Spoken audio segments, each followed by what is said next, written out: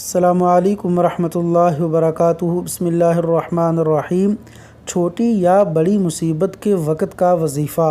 اللہ تعالیٰ کا ارشاد گرامی ہے، الذین اذا اصابتہم مصیبہ قالوا انا للہ وانا الیہ راجعون اولئک علیہم صلوات من ربہم ورحمہ واولئک ہم المہتدون۔ ترجمہ: جنہیں جب کبھی کوئی مصیبت آتی ہے تو کہہ دیا کرتے ہیں کہ ہم تو خود اللہ تعالیٰ کی ملکیت ہیں اور ہم اسی کی طرف لوٹنے والے ہیں، ان پر ان کے رب کی نوازشیں اور رحمتیں ہیں اور یہی لوگ ہدایت یافتہ ہیں۔